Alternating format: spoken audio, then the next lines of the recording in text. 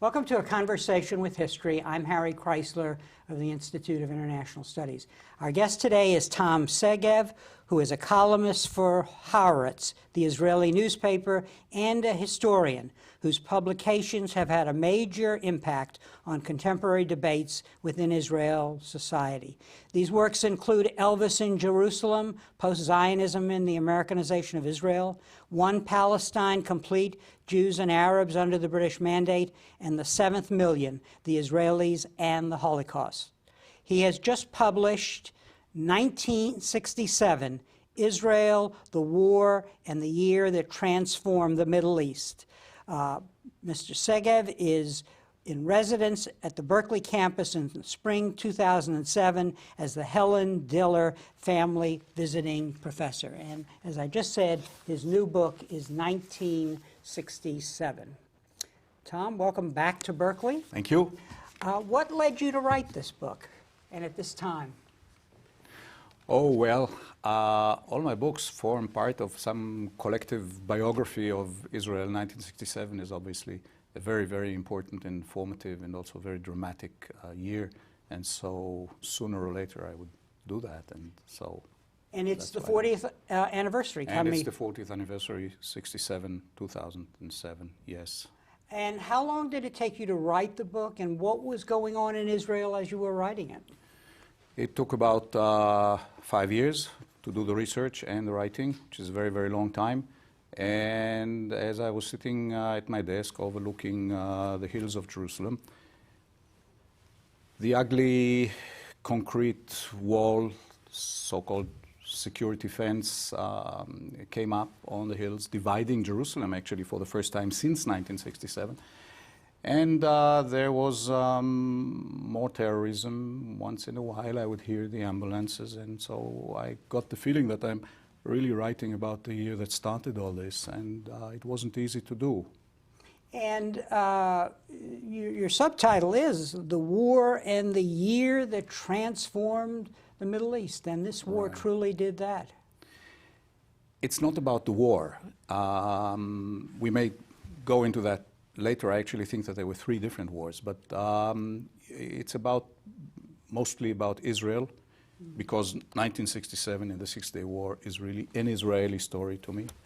And it's about the society before the war, the people who lived in Israel before the war and after the war. It's not a military history. Mm-hmm.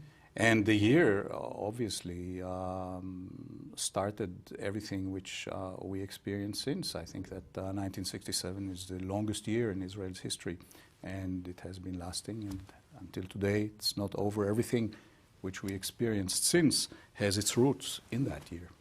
You are known as one of the best, if not the best, new historian, the group called the New Historians of Israel. How does a new historian approach this problem that you set for yourself? The new historians were new in the 80s. We have all become elderly gentlemen by now. So it's not really new anymore. But what it consists of is an attempt to get to the documentation, which in many cases is still closed. And in this case, for 1967, much of it is still closed. Now, Israel has a relatively liberal policy of opening archives, not liberal enough for my taste, but more liberal than other countries. But still, for 1967, you really need to go up the attics and down the basements of private people. And fortunately, Israeli officials have a very commendable habit, which really should be encouraged. They take home secret documents. And so Israeli historians are very often measured by their ability to locate the relevant widows. And so you go to Mrs. Eshkol, who is the Prime Minister's widow, you go to other widows, and they sometimes have unbelievable important material, and this book is based primarily, this is the first time that you have actually a full record of the government meetings, never before published. The secret conversations between Israel and King Hussein, never before published on the basis of records. Conversations between Israelis and Palestinians after the war, and various other things which you can't find in any archive. The other thing which I did, and which I think turned out to be really important, was to go to former Israelis, mostly living in this country, and telling them, go to look for letters which you got from friends and relatives in 1966, 1967 in Israel. And I was able to collect 500 such letters. And they really tell you how Israelis felt, how they lived, what was important to them, and most importantly, how they felt prior to the war. And there you can really see the panic and the fears, and I think that they explained a lot. So this is a source which I'm kind of proud of, that I was able to collect that.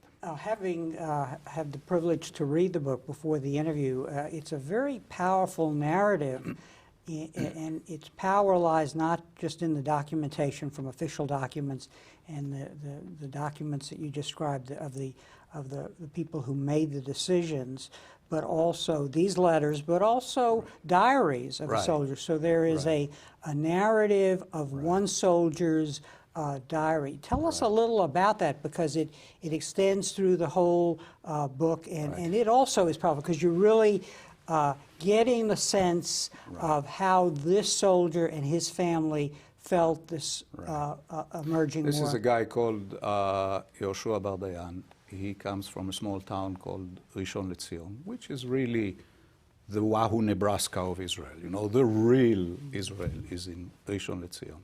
And he was called up for reserves on the end of in the end of May of 1967, when the war was approaching.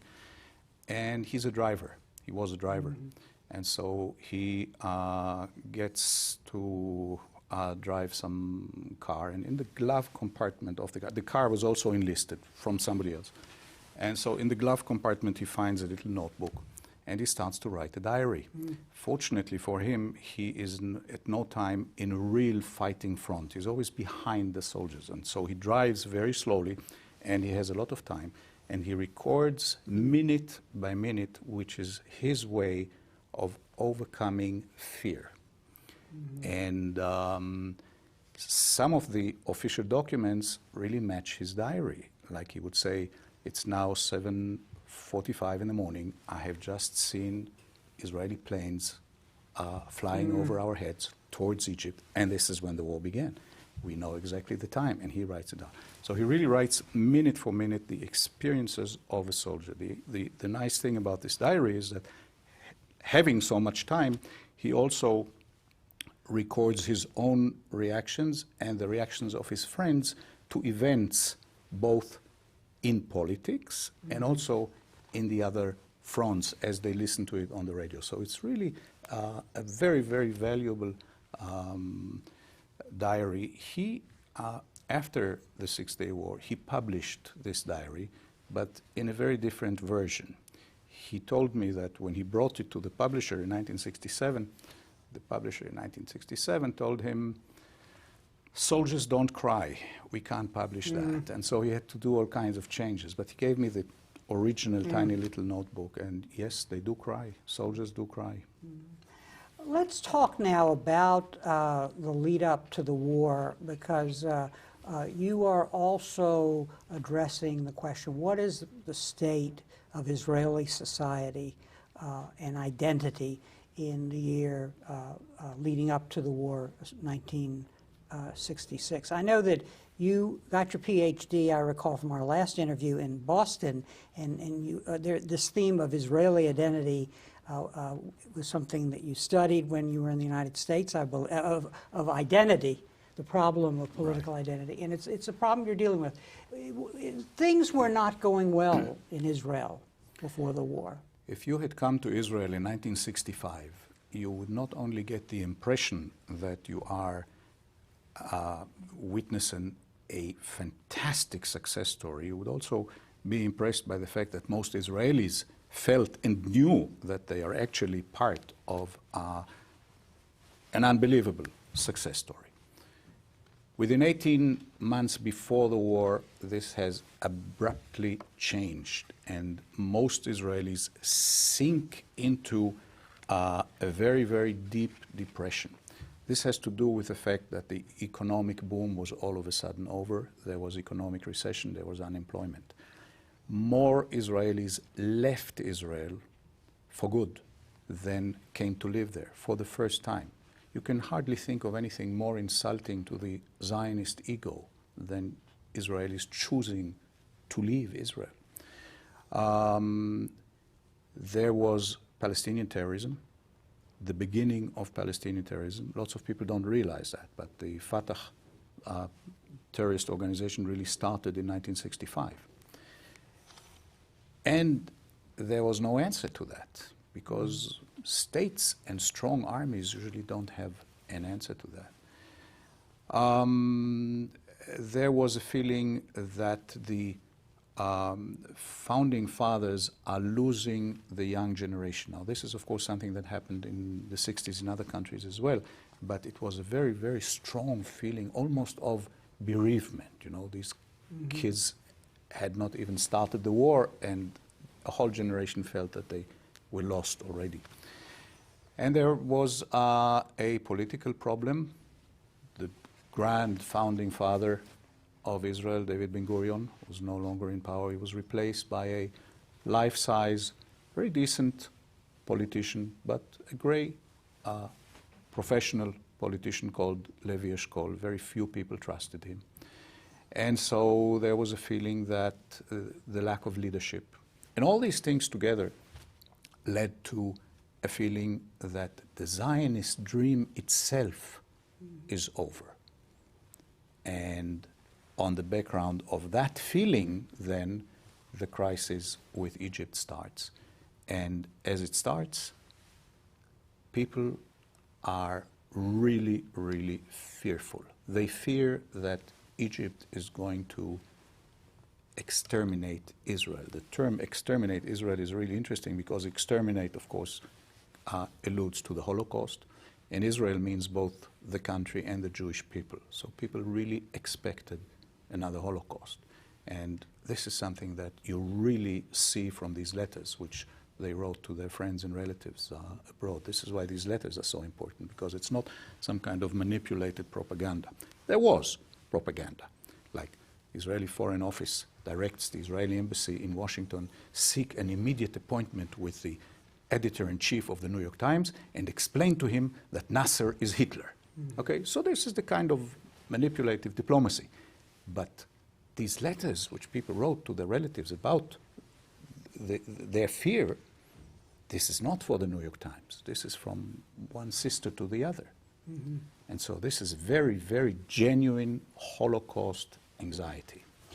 One other element of this set of problems that you've just described is the changing of who is an Israeli by the problem of integrating the Middle Eastern Jews. Yes. Israel had been dominated and really founded by the European Jews. Talk a little about that, because this was an issue of identity, but also of inequality. Zionism was born in Europe. Everything about Zionism, liberalism, Marxism, socialism, nationalism, all of it comes from Europe. The Zionist dream is to create a European Jewish state in Palestine, but it should be a stronghold of European culture. This was the original dream.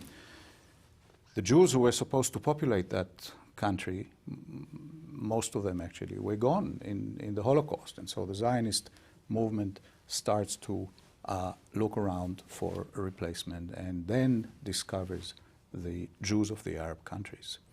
Before that, Jews in the Arab countries were at most of some anthropological interest, maybe, to the Zionist movement. They were never considered the future population of the Jewish state. So after 48, about half the immigrants who came to Israel came from Arab countries. And it became evident that Israel is not going to be that European stronghold, but it's going to be a much more Middle Eastern country, much more, as they said in those time, Oriental country, but they really meant Jews from Arab countries, or Mizrahim, as they were called in Hebrew. And they inevitably changed the original character of the Jewish community in Palestine. And there are many people who are resentful. They feel that this is not the country, this is not the dream they had. Some are also afraid that if Israel becomes too much influenced by Jews from Arab countries, it will lose its natural contacts to Jews in other countries, particularly in America. And so they don't feel good about it. And this is one reason of the crisis, that Israel is changing. It is also changing because the original days of vision and heroism are over. These are now days of gray routine. And I think that the Israeli society was not ready for that yet. They were still longing for. This is why the resignation of David Ben-Gurion came as such a shock, because he is, of course, the one who symbolizes glory and vision and you know, still the realization of the dream. And all of a sudden, days of gray routine are there, and it's very, very difficult for them to take.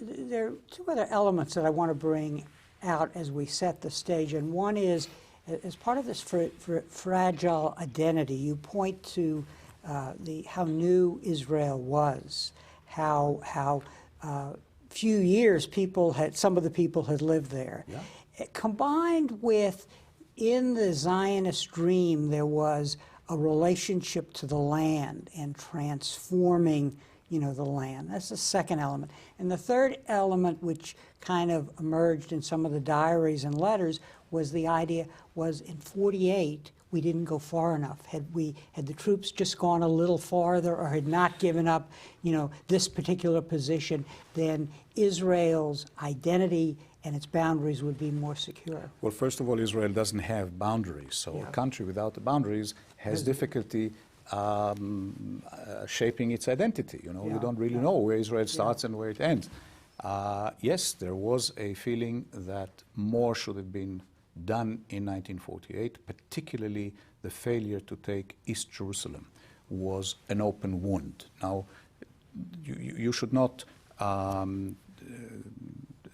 take it that everybody wakes up in the morning and says, wow, we really need to occupy East Jerusalem. That's not the way it happens. But there is an open wound. We should have taken. We failed. We tried, we failed. The glorious Israeli army. We tried, we failed. And of course the West Bank and Gaza. So these are kind of painful to some people. But I can tell you, I grew up before 1967. It never occurred to me that we will ever occupy more territory, actually. I remember that in high school they tried to convince us to choose Arabic as a second foreign language, because they said one day there may be peace, you may get to Ramallah. And we chose French because we figured that we will get to Paris before we get to Ramallah. And we did, actually. So it's not as if we all were longing for more occupation, but from the point of view of identity, yes, this is a problem. Now, we mentioned the Mizrahim, which changed the country. And yes, you are right. It is very important to remember that this is a community of people who come from about 100 countries, speak about 100 languages. Many of them are Holocaust survivors, and many of them come from Arab countries. Many of them are people who did not really want to go there. It's not as if everybody emigrated there willingly. Many of them came as refugees because no other country would take them, felt very unhappy there, and tried to shape some kind of common identity. These are the stages of nation building, and this is why the routine coming so early really comes in a traumatic way. The country is not ready yet. The identity is not fully shaped yet. And the other point you made is that there is a growing awareness of problems. There are social problems with the Mizrahim, social problem with Israeli Arabs become a social problem, which until then very few people realized. And some old original mythological values are also changing. For example, the importance of the kibbutz in Israel. It's not what it used to be. People don't regard the kibbutz anymore, and the political influence and the social influence and the moral influence, the cultural influence of the kibbutzim is diminishing.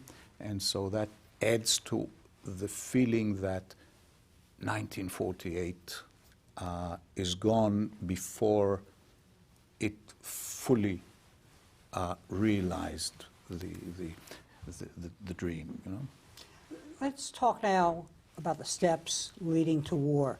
You mentioned the emerging problem of terrorism, and those problems were coming, at least the terrorists were slipping over the Syrian border, as I understand it. So if they're, when the war happens, as you say in the book, it's really three wars: a war with Syria, a war with Egypt, and a war with the Jordan. Right. But the focus was on the threat from Syria in the beginning. It starts with tension along the border with Syria. There are three elements to it. One is water, which was more or less resolved. One is land. The question is who actually owns the land, where does the demarcation line zone. There's a very, very legally complicated problem of demilitarized territory, who owns it, who can work it, and so on. And the major problem is terrorism. The Palestinians have grown up. A new generation of Palestinians is on the stage, and they want to revenge for their Nakba, for their catastrophe of 1948. And so they infiltrate Israel through Syria, because Syria supports them. Now, it's very interesting when you see the discussions at the headquarters of the army, general command of the army, how the army really doesn't have an answer to terrorism. The only answer the army has is to strike at Syria. And so they prepare striking at Syria. They make warning statements, some threatening statements against Syria. So tension rises along the Syrian border. And on April 7, I think, of 1967, Israelis has downed 6 Syrian planes, and one of them very close to Damascus. And at that point, the rest of the Arab world cannot really stand idle by without doing something. And this is when Egypt moves military forces into the Sinai in order to deter Israel, warn Israel, restrain Israel, prevent Israel from striking at Syria. And Egypt then also asks for the UN to move. In the next stage, Yeah. the Egyptians asked the UN to leave. Secretary General of the UN, U Tant, immediately agrees to that, which was, of course, a major mistake. He may have prevented the war from happening. The third stage is when President Nasser of Egypt announces that the waterway to Eilat, Israel's southern town, will be closed. He then forms a military alliance with Jordan, and that's when Israelis really, really get panic. It's about panic, but you really need to distinguish between these three wars. This is the international background. I think it's has been written before, and has been documented before. I think that the war with Egypt at that point is inevitable, but not for the diplomatic background, because there were lots of ideas. You can do this, you can do that, you can wait, you can negotiate, you can do that. The war with Egypt was inevitable because the Israeli society was so weak, the psychology was so worn out. In other words, I think that Israel was simply too weak not to start the war with Egypt. The idea was not necessarily correct, but the general understanding was that he who strikes first will win. If we strike the Egyptians, we destroy their Air Force while it's on the ground, we win. If they strike first, we will have very, very heavy losses. To this day, I think nobody really knows what the Egyptians wanted, what the real intentions were in Egypt. If they all wanted war, if nobody wanted war, if Nasser didn't or did, if some of his generals wanted. I mean, we don't really know much about Egypt. We, I mean, academic knowledge. We don't really know much about the Egyptian intentions. And the Israeli intelligence didn't really know. They keep telling the government, we don't know, but we suspect, we fear, we have to be careful, we have to strike now. And this is very, very heavy pressure which the army puts on the government. But this is not what eventually leads to war. What leads to war is the atmosphere in the public. I mean, the fear, the Holocaust, genuine Holocaust fear. Municipal rabbis in Tel Aviv would go out and sanctify public parks and football fields because they expected 100,000 casualties. 100,000 Israelis will have to be buried after the war. So this is the kind of fear. And I think that about this particular episode, I always think that only a country that has experienced the Holocaust, the people that has experienced the Holocaust, can prepare so meticulously for the next one. And this is what they feared, and this is why they strike Egypt. And in that sense, the war with Egypt is inevitable, but only the war with Egypt. Let me show your book again. As people watch this, they want to be reminded of the book, 1967. What I want to ask you about now is because you go through the documentation of these various meetings at the highest levels, and one of the themes that emerges is the division between the military and the political leaders, leading to ultimate, a unified position. But talk a little about that, because a lot is going on here. The military prepared and focused on defending Israel and having as its strategy one of offense. The political leaders like Eshkol, who really reflected the society, and I think you even say of him what you just said about the nation, namely he was too weak not to decide to go to war and so on. So talk a little about that, because it's a very complex picture that really shows you... It's very complex. It takes about 300 pages in the book. That's right. But you're going to do it in a few minutes, right? In 3 seconds. Yeah. Obviously, the army wants to do what the army is trained for and what the army can do, and that is to do war. Okay, this is naturally, they don't think in broader terms, and the government thinks in broader terms. Primarily, Eshkol says to the army, we cannot start a war unless we get green light from America. We are not alone in the world, and we cannot exist without the assistance of America. He talks to them like a father to his children. He says, you will come to me tomorrow and want more planes, like somebody wants a toy, right? Planes will get destroyed, tanks will get destroyed. You will come to me and want more. Where will I get them? We need them in America. So this is, he has a very, very strong sense. In fact, he was, I think, the first Israeli prime minister who had that felt so strongly about dependency on America. This is interesting because sometimes you hear that Israel is controlling the U.S. foreign policy in 1967. We are completely dependent on whether or not America gives us the green light to go to war or not. So this is a thing. But there is, in addition to that, there is a sociological and psychological difference. The army are men born in Israel, 40 years old about, they already have families. And they are in their early 40s. So the really glorious war was 20 years ago, the war of 48, the War of Independence. In 56, they had a second round. This is their last chance of this whole generation of generals to defend the country the way they know. They are also mostly born in Israel, and so they belong to a generation of Israelis that look down at the Jews in the diaspora, and they look down at people who symbolize in their eyes the diaspora, namely the political establishment in Israel. Most Israeli cabinet ministers were born in Eastern Europe. Eshkol was born in the Ukraine. Some were not, but most of them. The Israeli establishment comes from Eastern Europe. And so they very often despise them because they symbolize something which they want to get rid of. That is to say, life in the diaspora. We are the proud, strong, patriotic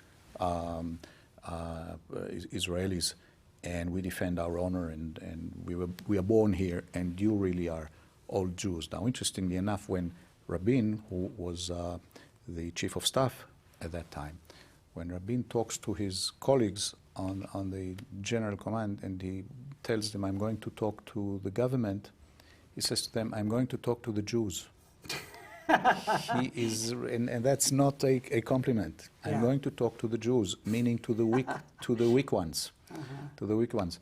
And Eshkol calls Moshe Dayan, who is Minister of Defense, very soon to become, he calls him the Arab, which is also not a compliment. And he calls the generals in Yiddish the Prussians, which really means the Prussians. They are Prussians to him. He is Jews to them.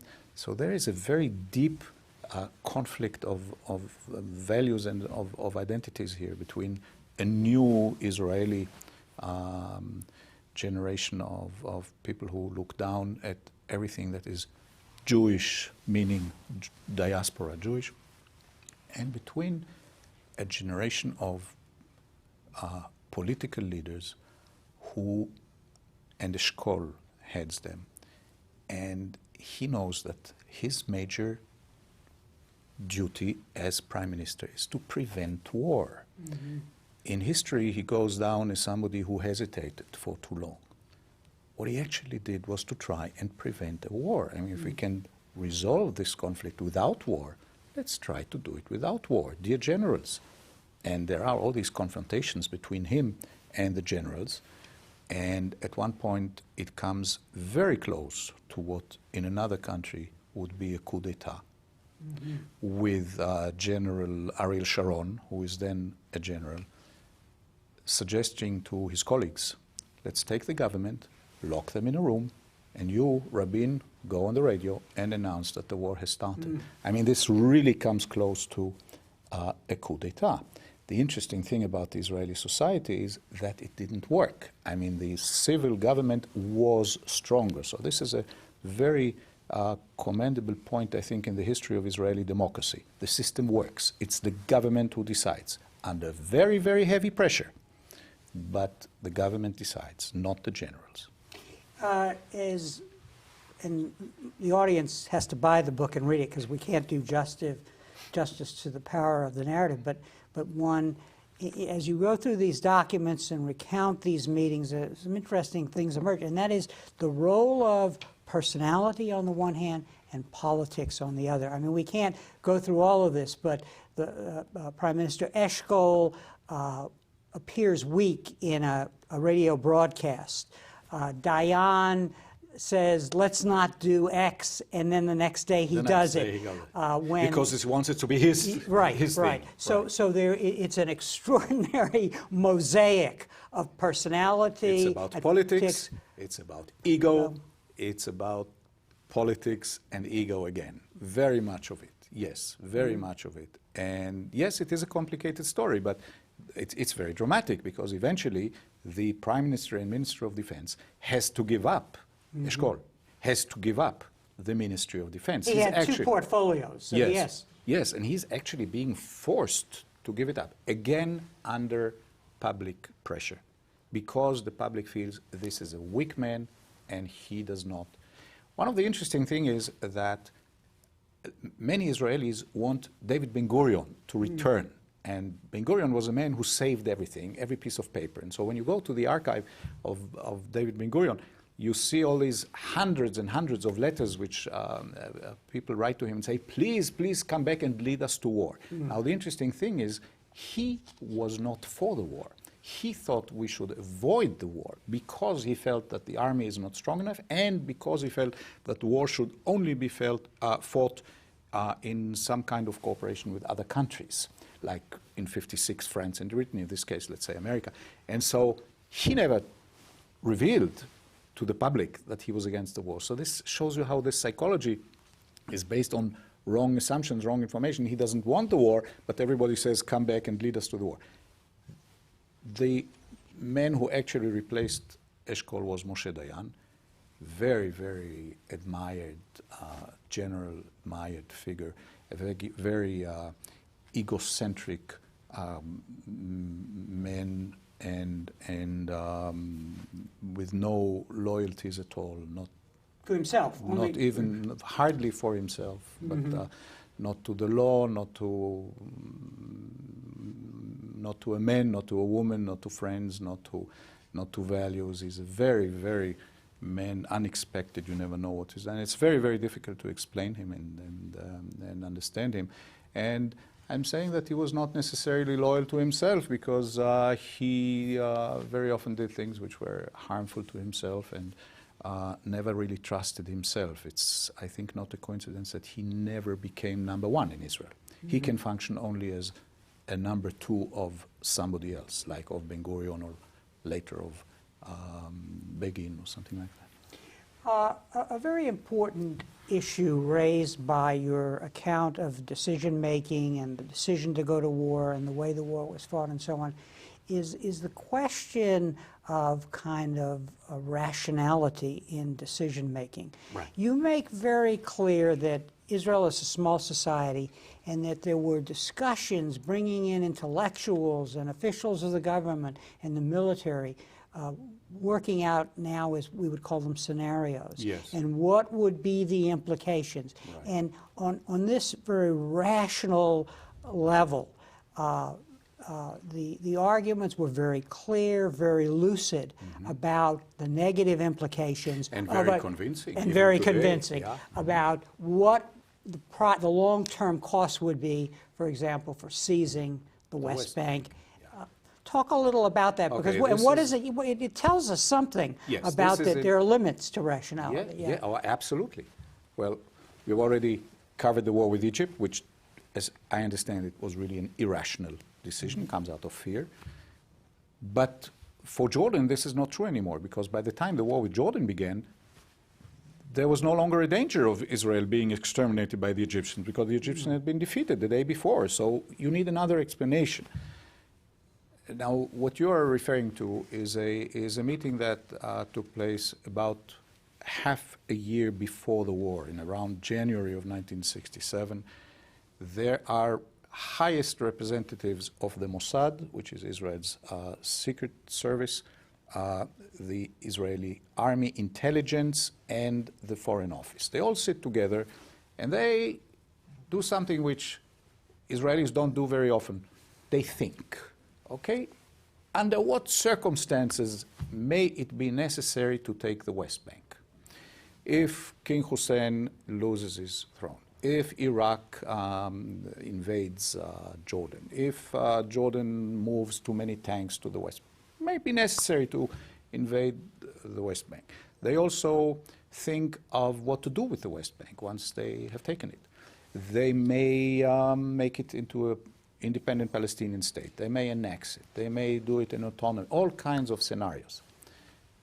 The bottom line is, it is not in the interest of Israel to take the West Bank because of the population, because King Hussein is doing everything he can to diffuse nationalism, Palestinian nationalism. He encourages Palestinians to move out of the West Bank to the East Bank, and from there to other countries.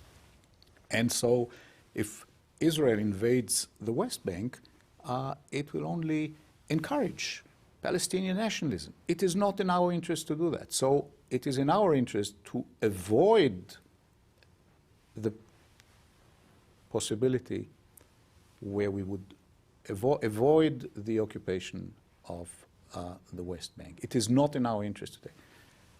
Once they sit together and have to make the decision, all this is forgotten. It doesn't come from the head anymore. It comes from the guts, from the heart. Wow, it's possible to take East Jerusalem. And it's so interesting when you look at the meeting where they actually decide to take East Jerusalem. No position papers, no scenarios, no experts, not even legal experts. This is a big legal thing. All of a sudden, Israel will be in charge of the entire holy places of the Christian world, not to say nothing about the Muslims, but all these churches, what would do with them? Nothing. And the major question, which never comes up, is why is it in the interest of Israel to rule East Jerusalem?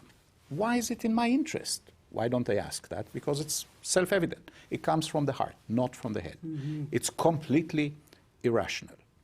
Now, at this point, of course, you or somebody else would say, but didn't the Jordanians attack first? Yes, they did. So hit them, defeat them, humiliate them. But why take the West Bank? You know, rationally, that it is not in our interest to take the West Bank. Why do it then? Because it's about Holy Land. It's about holy places. It's about the heart. It's not about rationality anymore. Mm-hmm. So this is really interesting how we got stuck there. And this is also why it is so difficult, of course, afterwards to change. Because having taken East Jerusalem, the Western Wall, the holy places, no way you can give it back. So by occupying East Jerusalem, they have actually made a decision, perhaps not willingly, perhaps not knowingly, not in full conscience, but what it actually means is they have decided that there will be no peace, because there cannot be peace as long as Israel holds to East Jerusalem, and Israel cannot give up East Jerusalem. And so that is why 1967 is such a long year and is lasting until today. It's impossible to go into all the consequences of this war, but two things stood out in my mind. And one was the way you describe in the aftermath of the war how Israel dealt with the territories. And bottom line, it seems to me, is you're saying Israel couldn't decide, but by its actions, it implicitly made decisions. At one point, you say the thinking was to establish facts with extreme haste before it was too late, at times with an iron fist, and even eventually, and even cruelly. The world was watching, so you had to display responsibility, goodwill, and occasional compassion. And at the same time, Israel had taken the steps as early as '63 to establish an occupation authority. So what you're not saying there was a plan here. What you're saying is that things happen day by day, right. And what the result of the occupation. One success led to the other. We have occupied that part. We can occupy the next town. We can occupy the next town. And nobody says stop. Not everything you can take is worthwhile taking. Maybe we can take it, but we don't want to take it. So, no, they just roll on and take it and take it and take it. Yes, the plans were there, but it's not as if everybody was only waiting for the opportunity to occupy the West Bank. That's not the way it happens. Just as it doesn't follow from the psychological crisis that it was the crisis that led to the war. No, it was the crisis prevented a different course of action. Maybe stronger leadership would have prevented it. But they move from one town to the other, and they are elated. Everything, you know, and the important thing is that this elation contrasts the very, very low point of despair, which marked their mood when the war started. You know, there are two very famous jokes about the mood at the beginning at the end. And these were contemporary jokes, not later ones. The one tells you about a sign hanging at the exit gate at the Lod airport saying, "Would please the last Israeli to leave the country put off the lights." Mm-hmm. You know, this is not funny actually. You should ask what kind of society invents a joke like that. Mm-hmm. The last one to leave should take out the lights. And the next thing after the war, you know, when they moved from this depth of despair to the heights of elation and felt that they have been, salvation and everything. Then they had a joke about two Israeli generals talking to each other. One says, "What should we do today?" And this says, "You know what? Why don't we take Cairo today?" And the other says, "Well, that's a good idea, but what should we do in the afternoon?" This is this kind of, the sky is the limit. We did it. We are victorious Israelis and all that. So this is the kind of atmosphere. It's all irrational. And I think that there was no rational justification for the despair that had taken them, if you want, before the war, and not to the elation, the euphoria after the war. Both are unjustified rationally. But You say at one point, I was looking for the quote but couldn't find it, that in the face of not being able to come up with a solution to the occupied territories and the new problems that arose for political and other reasons, caution and so on, Israel's leaders decided to administer it, I believe. To do nothing. Yeah. You don't want to annex it, Yeah. A, because the world would not stand by, and B, because you don't want a million Palestinians to become Israeli citizens, and so you administrate supposedly temporarily. But there, as soon as these territories had been taken, the political forces in Israel, some political forces in Israel said, we want to settle it. And this is, of course, when we miss the major chance which the war presented to us, which was not peace. I don't think that we actually missed a chance to make peace in 1967. What we did miss was a chance to ease at least the problem of the Palestinian refugees, primarily the ones in Gaza. And it's very depressing to see how many plans were worked out, very detailed plans, and how many rich people all over the world, some of them Jews, some of them not Jews, were actually begging the Israeli government, we want to help. We have millions and millions, and it doesn't cost so much. Let's take Arabs out of Gaza and settle them on the West Bank. This wouldn't be such a dramatic kind of transfer. They had been living in Gaza. It's an hour and a half. It's the same country. They will live on the West Bank. Why wasn't this done? One of the reasons was that people like Moshe Dayan, like Menachem Begin, they said, no, the West Bank should be settled by Jews, not by Palestinians. And so I think that this is a major opportunity, because imagine where would be standing now if the problem of the Palestinian refugees would have been at least less pressing than it is today. And that was a chance which they didn't take. One of the reasons why they didn't take it, I think, was because they had such a hard time to admit to themselves that Israel shares in the responsibility for the creation of the problem. It's not the only one that is responsible for the problem, but we have some share of responsibility in this, something which the Israelis at that time could not admit, and many of them cannot admit it even today. And this is one reason why it's so difficult to do something about the Palestinian refugees. But that would have been the time to do it. Very quick, very comprehensive plan, and the Prime Minister's office is full. The archives, lots and lots of plans, how to settle them, how much every family, how much it costs, how much they need, how much land, how much water, where they would live. And it wouldn't be so expensive. It's like $40 million for 10 years. So it's really nothing, even in those days. And the problem would have, which we face today, would have been easier. Well, one of the other consequences that I wanted to talk about here was you make reference to a speech that Rabine gave after the war when he was given an honorary degree praising the military and its role in Israeli society. Rabine, in his speech, said, "This is an army that comes from the people and returns to the people, a people that rises above itself in the hour of need, and that when tested can defeat any enemy thanks to its moral, spiritual, and emotional superiority." He was claiming a dominant moral role. Talk a little about... This is interesting because it reflects the need of the Zionist movement in general and of Israelis in particular to be not only strong, but also to be just, morally just. And this is a genuine need. This is not simple propaganda.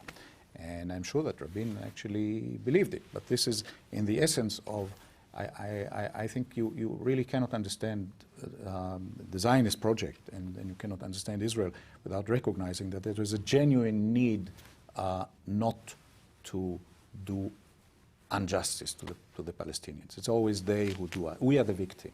It's the need to feel that we are not only the victim, but we are also the morally superior victim. And this is a very basic element, I think, of the Israeli identity. And this is what Rabin expresses here in this very, very emotional kind of speech on top of Mount Scopus in Jerusalem, which had just been taken or liberated, as they said in those days. This is definitely part of the euphoria.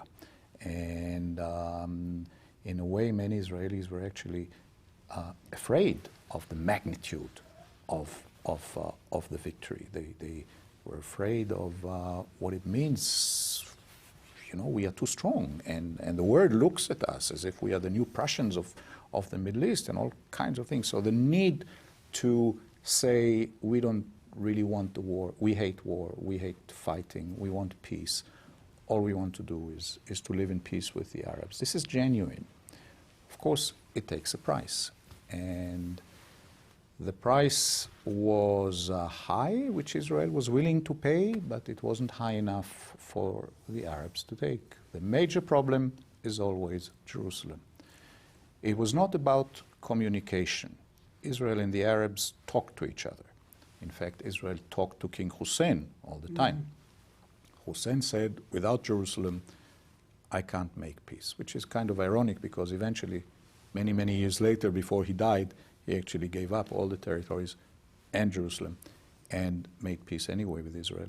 And I think that we should have told him, just as we should have told the Egyptians, you want peace, you take the West Bank back.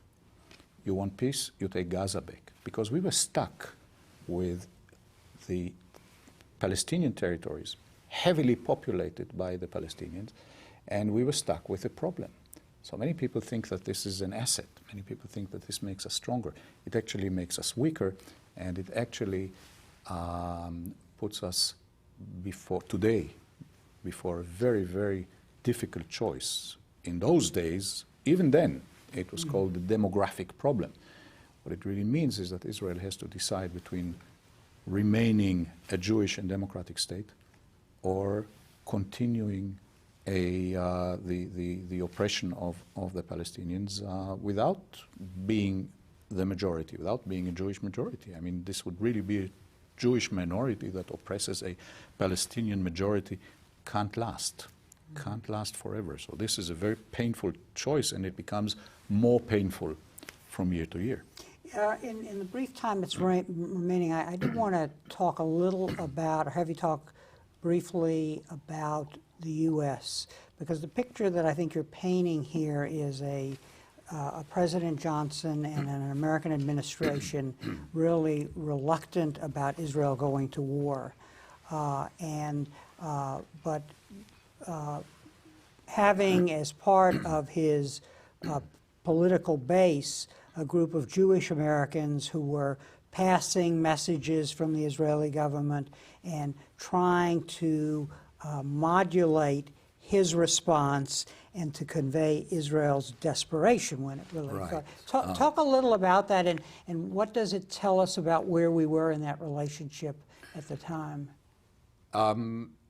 There were a number of Jews in the White House and in the immediate environment of President Johnson, not necessarily Jews who would do what Israel tells them to do, but people were very aware of the danger that Israel might disappear or be destroyed.